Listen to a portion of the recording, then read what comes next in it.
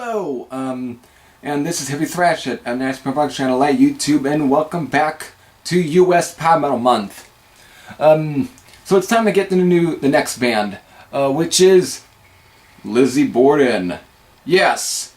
Now Lizzy Borden were definitely, they were definitely not your typical LA glam band. They had the sort of look of Twisted Sister and maybe even Motley Crue or Rat. But the music was a different dinosaur. This was definitely would be classified as really early power metal. In some ways, it's definitely around the same vein as like Hellstar or Obsession, Savage Grace. It's definitely in that sort of vein where it has been Judas Priest, Iron Maiden esque, guitar riffs and melodies and so forth. But this band has definitely been around as well. So, with that, before I get into more of the music on this debut EP that was released in around May of 1984, let's kind of talk about the band for a bit. Of course, the name is taken from the singer, who takes his name from the woman murderer from 1892 who killed her both mother and father. But what is definitely different is that instead of ending with an IE, the name here ends with a Y. So, Lizzy Borden. Okay, with that, let's get into the EP then. Of course, it's titled Give 'Em the Axe, and it starts up with the title track. Very good track. It's a very good way to start it off. Definitely no complaints. Kiss of Death ends up ending side 2. Another good song. And then No Time to Lose, which is definitely a bit of a speed metal song. It's still good. Still, these 3 songs, all great. But there is a 4th one. It's a cover of Rainbow's Long Live Rock and Roll, which is, I'll just say it's just good.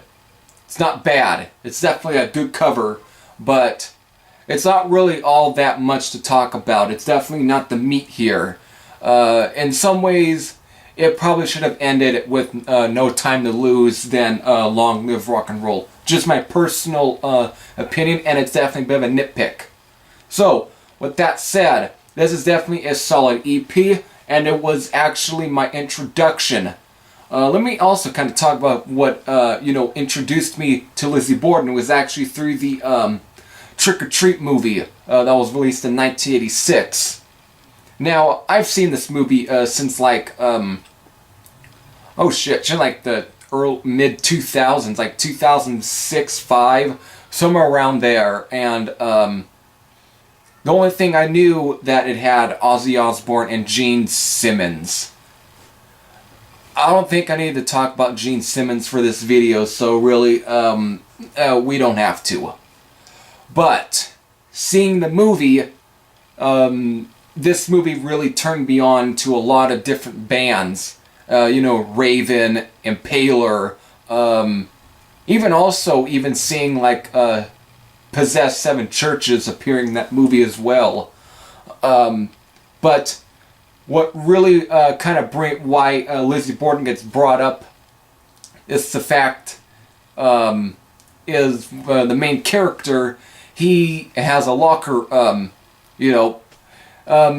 at a school.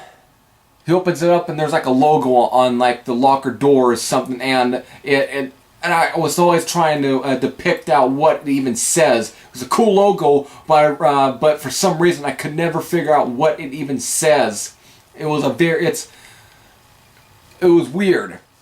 So back in 2009 is when I finally depicted out what it said was Lizzy Borden. So I looked, and of course I had to think it's like it has to be a metal band. And it was. And of course, seeing the logo on the Give 'Em the Axe EP, it's like, alright, yep, same band.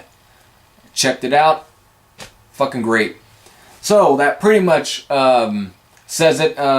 That's pretty much how I was introduced to Lizzy Borden. And it's kind of crazy how I end that for this video.